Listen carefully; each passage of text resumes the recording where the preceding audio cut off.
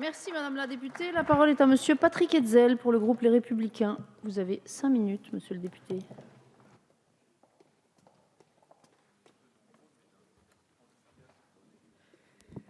Merci madame la présidente, madame la ministre, monsieur le secrétaire d'État, mes chers collègues. Concernant l'enseignement supérieur, je mettrai l'accent cet après-midi sur 3 aspects que j'aborderai sous forme interrogative parce que je crois que nous avons évidemment un certain nombre de questions qui se posent aujourd'hui concernant notre enseignement supérieur. Ces 3 questions, d'une part, portent sur des aspects budgétaires, d'autre part, sur des aspects juridiques et bien entendu sur une question plus large qui est celle du devenir de notre enseignement supérieur et de notre recherche. Concernant les aspects budgétaires, force est de constater que l'ambition qui avait été affichée lors des élections présidentielles de 2012 par le candidat Hollande sont évidemment ces ambitions, on ne les retrouve pas dans les budgets tels qu'ils ont pu être votés. D'ailleurs, Monsieur Mandon, vous-même, au mois d'octobre, vous aviez déclaré à la presse 1 milliard d'euros de plus pour l'enseignement supérieur, c'est possible.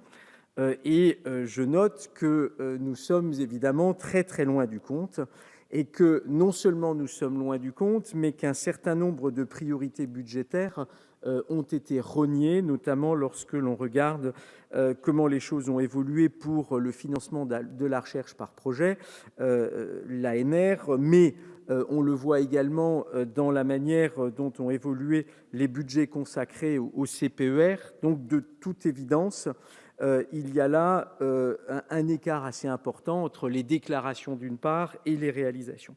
Par ailleurs, un modèle d'allocation, de répartition des moyens pour les établissements d'enseignement supérieur avait été développé voici quelques années.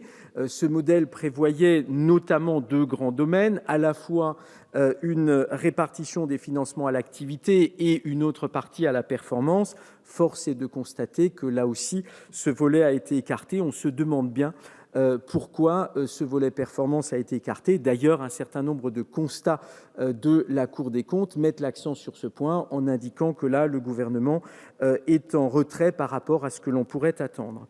J'en viens aux aspects juridiques. Évidemment, il y en a un qui nous préoccupe plus particulièrement.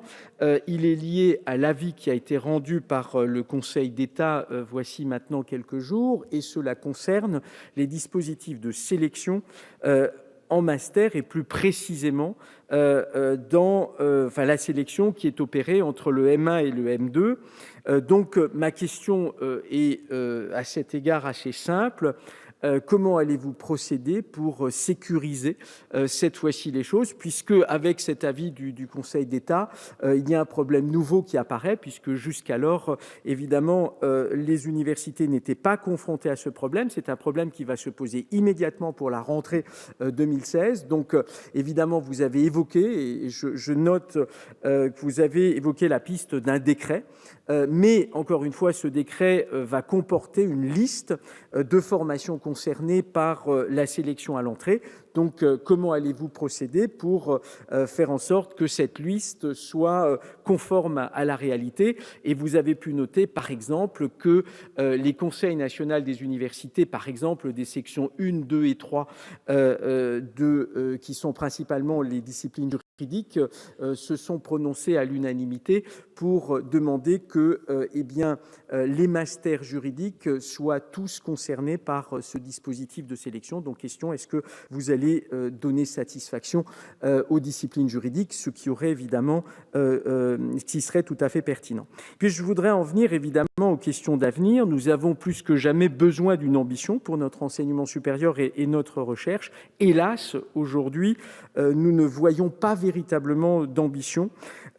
Cette ambition, elle doit s'exprimer à travers la place que l'on accorde à la question de l'insertion professionnelle pour nos étudiants. C'est un sujet qui semble particulièrement en panne depuis quelque temps.